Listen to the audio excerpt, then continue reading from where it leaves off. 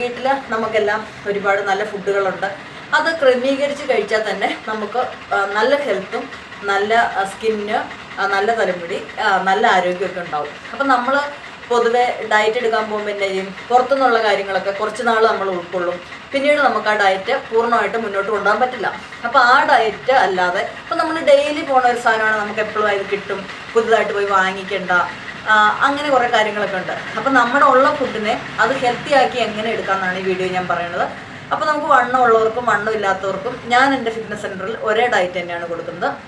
പക്ഷേ അത് രണ്ട് രീതിയിലായിരിക്കും കഴിപ്പിക്കുന്നതെന്നേ ഉള്ളൂ. വണ്ണമുള്ളവരെ നമ്മൾ ഉരുളക്കിഴങ്ങ്, സബോള, പാല് അങ്ങനത്തെ കുറച്ച് കാര്യങ്ങൾ അവോയ്ഡ് ചെയ്യിക്കും, നെയ്യൊക്കെ. വണ്ണമുള്ളവർക്ക് നമ്മൾ ഇത് വർക്കൗട്ടിനൊപ്പം ഈ സൈസ് ഫുഡ് കൊടുക്കും. അപ്പം നമുക്ക് നല്ല രീതിയിൽ അവർ ഹെൽത്താവും. ബാക്കിയുള്ളവർക്ക് കൂടുതൽ ഫാറ്റ് അവരുടെ ബോഡിയിൽ ഇരിക്കുന്നത് പോകണമെങ്കിൽ ഈ നമ്മുടെ ഫുഡിൽ കലോറിയുടെ അളവ് വ്യത്യാസപ്പെടുത്തണം. അത്രമാത്രമാണ് നമ്മൾ ചെയ്യുന്നത്. അപ്പോൾ പ്രധാനമായിട്ടും പറഞ്ഞിട്ടുണ്ട്, നമുക്കെല്ലാവർക്കും അറിയാം അരിഭക്ഷണം നിങ്ങൾ ഉൾപ്പെടുത്തരുത്. പക്ഷേ ഫുഡ് നന്നായിട്ട് കഴിക്കുന്നവർക്ക് ഒരു നേരം അത് കഴിക്കാൻ തോന്നിയാൽ നമ്മളത് കഴിക്കാൻ തന്നെ അവരോട് പറയും. എന്നാന്ന് ചോദിച്ചിട്ടുണ്ടെങ്കിൽ നമ്മുടെ ഒരു ഹാബിറ്റാണ്. നമസ്കാരം, എൻ്റെ പേര് രാജേഷ് ചന്ദ്ര. ഞാനൊരു ഫിറ്റ്നസ് യോഗ ട്രെയിനറാണ്. നമുക്കൊരു ഫിറ്റ്നസ് സെൻ്റർ ഉണ്ട്. അപ്പോൾ ഓൺലൈനായിട്ട് ഞാനൊരു ഫിറ്റ്നസിൻ്റെ ക്ലാസ് നിങ്ങൾക്ക് വേണ്ടി ചെയ്യാൻ ആഗ്രഹിക്കുന്നുണ്ട്. അപ്പോൾ അതിൻ്റെ അകത്ത് ഡയറ്റിങ് നാച്ചുറൽ ഡയറ്റാന്ന് ഞാൻ പറയുന്നുണ്ട്. അതെന്താണെന്നാണ് ഈ വീഡിയോയിൽ പറയുന്നത്. ഫുഡ് ഒരു തവിയെ കഴിച്ചെങ്കിലും അത് ക്വാണ്ടിറ്റി കുറച്ച് എടുത്തിട്ട്, പക്ഷെ നമ്മൾ സ്പൂണ് കൊണ്ടോ ഒക്കെ എടുത്ത് ശീലിക്കുക. നമ്മൾ കൈ നിറച്ച് വാരി കഴിക്കുമ്പം നമുക്ക് എന്തോരം നമ്മുടെ ഉള്ളിലോട്ട് പോകുന്നു നമ്മൾ അറിയുന്നില്ല. പക്ഷെ സ്പൂണ് കൊണ്ട് നമ്മളിപ്പോൾ ഒരു ഇഡ്ഡലി 10 കഷ്ണമാക്കി, അല്ലെങ്കിൽ ഒരു അപ്പം, ഇപ്പം ചപ്പാത്തി കീറിയിട്ടും ശകലിച്ചെടുത്ത് കഴിച്ചാൽ നമ്മൾ അത്രയും തവണ കഴിച്ചു എന്നൊരു ഫീലിംഗ് നമുക്കുണ്ടാവും, നമ്മുടെ മനസ്സിനുണ്ടാവും. അപ്പം ക്വാണ്ടിറ്റി കുറവായിരിക്കും നമുക്ക് ചെയ്യുന്നത്. പിന്നെ നിങ്ങൾ എന്നും എള്ള് കഴിക്കാൻ ശീലിക്കുക. എള്ള് നമ്മുടെ സ്കിന്നിന് വളരെ നല്ലതാണ്, പല്ലിന് എല്ലിനൊക്കെ നല്ലതാണ്. അപ്പോൾ നമുക്ക് നാച്ചുറൽ ആയിട്ടുള്ള സാധനങ്ങൾ, വൈറ്റമിൻസ് ഗുളികയൊക്കെ കൊടുക്കുന്നതിലും നല്ലത് നാച്ചുറൽ ഫുഡ് കഴിക്കുന്നതാണ്. പിന്നെ എന്നും നമ്മുടെ മോഷനാണ് കറക്റ്റ് ആവേണ്ടത്. അതിനായിട്ട് വെജിറ്റബിൾ നന്നായിട്ട് കഴിക്കുക, ഫ്രൂട്ട്സ് കഴിക്കുക. പിന്നെ ടെൻഷൻ കുറയ്ക്കുക. ടെൻഷൻ കൂടുന്നുള്ളവർക്കും ഈ വയറ് അത്ര കറക്റ്റ് ആവില്ല. വയറ് കറക്റ്റ് ആയില്ലെങ്കിൽ നമുക്ക് ഗ്യാസ് കെട്ടും, വയറ് ചീർക്കും. അത് നമ്മൾ ഫുൾ ഇങ്ങനെ ഒരു സ്റ്റിഫായൊരു അവസ്ഥയിലോട്ട് വരും. അപ്പോൾ എപ്പോഴും നമ്മൾ ക്ലിയർ ആക്കേണ്ടത് നമ്മുടെ സ്റ്റൊമക്കാണ്. അത് നിങ്ങൾ ഓർക്കുക. ഇപ്പോൾ ഇത് ഞാൻ ചെറുതായിട്ടൊരു ഡയറ്റിൻ്റെ ഒരു ചാർട്ടല്ല, എന്താണ് ഡയറ്റ്, എൻ്റെ ഡയറ്റ് എന്താണെന്നാണ് ഞാൻ നിങ്ങൾക്ക് പറഞ്ഞു തരുന്നത്.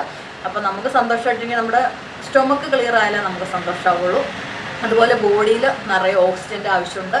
ബ്ലഡ് സർക്കുലേഷൻ വേണം, ബ്ലഡ് വേണം. ബ്ലഡ് കുറഞ്ഞാൽ തന്നെ നമുക്ക് കാലിൻ്റെ മസിൽ പിടിക്കും, നമുക്ക് എപ്പോഴും ഒരു പിത്തമായിരിക്കും, ഒരാരോഗ്യം ഉണ്ടാകും. നിങ്ങൾ ചിന്തിക്കേണ്ട ഒറ്റ കാര്യമുള്ളൂ, നമ്മൾ ഇന്നിപ്പോൾ നടക്കാൻ പോണ ഒരാൾ നിങ്ങളൊന്ന് നടക്കണ്ടെന്ന് പറഞ്ഞു കഴിഞ്ഞാൽ നമ്മുടെ മനസ്സിലൊരു ടെൻഷൻ ഉണ്ടാവും, നമുക്കൊരു ഹെൽത്ത് ഉണ്ടാവില്ല, സന്തോഷം ഉണ്ടാവില്ല, ഒന്നും ഉണ്ടാവില്ല.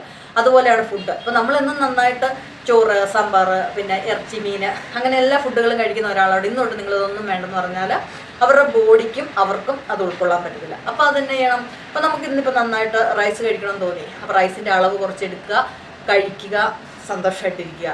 പക്ഷേ നമ്മൾ ആ നെക്സ്റ്റ് ടൈമിൽ ഫുഡ് കുറയ്ക്കുക, നല്ല വർക്കൗട്ട് സെക്ഷൻ കൊടുക്കുക. അങ്ങനെ ബോഡീനെ ഒരു 2 ആഴ്ചയോളം ഇങ്ങനെ പതുക്കെ അതിൻ്റെ കൊടുക്കുന്ന അളവും ക്രമീകരിച്ചും കൂട്ടിയും കൊണ്ടുവന്നതിന് ശേഷമാണ് നമുക്ക് ഫുഡ് കൂടുതൽ നിർത്താൻ പറ്റുള്ളൂ. അപ്പോൾ ഒരു രാത്രി നമുക്ക് നന്നായിട്ട് എന്നും കഴിക്കണ പോലെ ചോറ്, കറികളൊക്കെ കഴിക്കണമെന്ന് കഴിക്കാം. പക്ഷെ രാവിലത്തെ ഫുഡ് നമ്മൾ കലോറി കുറഞ്ഞ എന്തെങ്കിലും ജ്യൂസോ അല്ലെങ്കിൽ ഒരു പാൽ ചായയോ അങ്ങനെ ഒരു ഗോതമ്പ് ദോശ വേറെ ഒന്നുമില്ലാണ്ട് അങ്ങനെയൊക്കെ കഴിച്ച് കഴിയുമ്പം അതങ്ങോട്ട് മെയിൻ്റെനൻസ് ചെയ്ത് പോകും.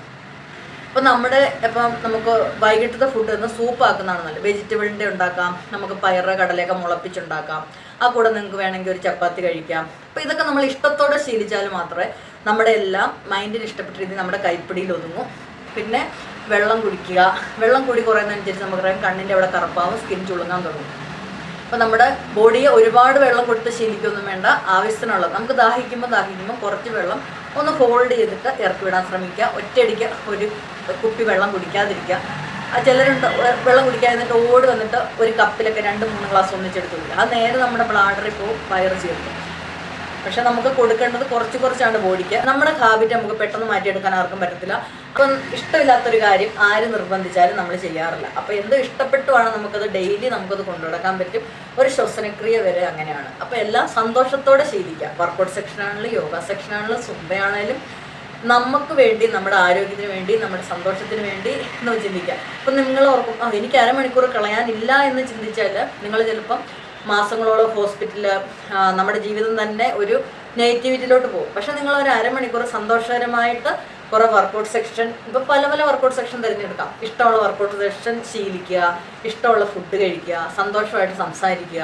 അപ്പോൾ അങ്ങനെയൊക്കെ തന്നെയാകുമ്പോൾ നമ്മുടെ ആ ഒരു ടെൻഷൻ ഫീലിംഗ് കുറയും. ടെൻഷൻ ഫീലിംഗ് കൂടുന്നതനുസരിച്ചാണ് നമുക്ക് ഏജ് കൂടുന്നതും അസുഖങ്ങൾ കൂടുന്നതും. നമ്മൾ ഒരാൾ കറക്റ്റായാൽ നമ്മുടെ വീട്ടിലുള്ളവർ മുഴുവൻ നെഗറ്റീവിലോട്ട് പോകും. അപ്പോൾ അതുകൊണ്ട് നമ്മൾ ഓഫീസിലുള്ളവർ പോകും. അപ്പോൾ നമ്മുടെ മുഖത്ത് എപ്പോഴും സന്തോഷവും സമാധാനവും ഉണ്ടാക്കിയെടുക്കാൻ ശ്രമിക്കുക, ദൈവത്തിനോട് പ്രാർത്ഥിക്കുക. അപ്പോൾ എല്ലാം നമ്മൾ ചെറിയ ചെറിയ രീതിയിലായിക്കോട്ടെ. അപ്പോൾ എനിക്ക് അരമണിക്കൂർ ഇരുന്ന് ധ്യാനിക്കണം, പ്രാർത്ഥിക്കണം എന്ന് ചിന്തിക്കേണ്ട. എൻ്റെ ദൈവമേ എന്ന് വിളിച്ച് സന്തോഷമായിട്ട് ദിവസങ്ങൾ നിങ്ങൾ ആരംഭിക്കൂ. നിങ്ങളുടെ വർക്കൗട്ട് സെക്ഷൻ 5 മിനിറ്റെങ്കിൽ 5 മിനിറ്റ് ചെയ്ത് സന്തോഷമായിട്ടിരിക്കുക. നമുക്ക് അവരുടെ കണ്ണ് നോക്കിയാൽ അറിയാം നല്ല ആരോഗ്യമുള്ള ഒരാളാണോ. ചെറിയൊരു ഉദാഹരണം പറഞ്ഞതാണ്. Thank you.